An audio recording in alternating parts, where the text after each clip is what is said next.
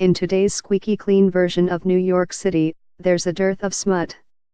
Crunched by restrictive regulations and eclipsed by the internet, the once plentiful naughty bookstores are thin, and only a few peep shows remain. So the lines down the block for a new adult store that opened on Black Friday in Soho were to be expected in such a sex shop-starved city, even though the newcomer is but an ephemeral pop-up shop by PornHub, an online library of explicit videos. The clamor for the store, which sells things like branded handcuffs and hosted a book signing by pornographic actors last weekend, underscored the near absence of raunch from New York's shopping offerings.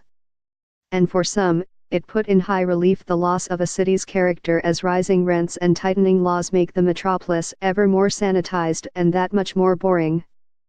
At the store, located along the rarefied cobbles of Worcester Street until December 20, it appeared that 90% of the merchandise was PornHub-branded goods like hats, underwear, hoodies, and even socks, as well as a few Taskin art books full of differently shaped breasts.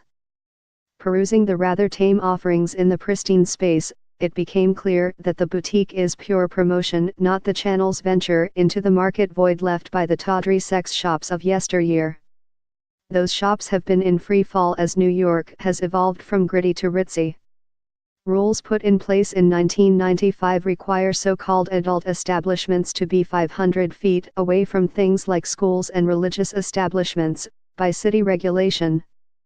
The effect was swift. In 1993 there were 177 shops, theaters, and bars of the adult variety, according to a study conducted by the City Planning Commission. A subsequent survey found that number had fallen by nearly a quarter by 2001, according to the Department of City Planning. The city does not keep a current tally, but today, there are fewer than 50, according to Erica T. Dubno, a lawyer who has handled legal challenges to the city's sex shops for decades. A June decision by the Court of Appeals stands to shrink the number further.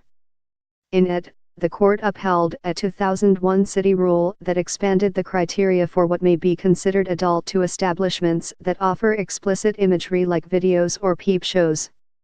It broadened which stores may be subject to its stringent regulation. Porn has been around forever, and it is going to continue.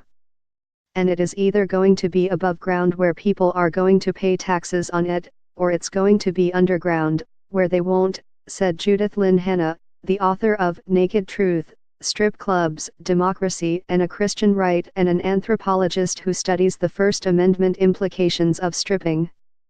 And so it should be available just like any shop or any business.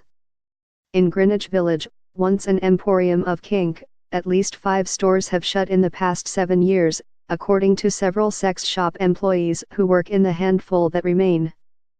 While things like real estate values have contributed to the decline, exacerbating it is the fact that the city paints the definition of an adult shop with a very broad brush, according to Ms. Dubno.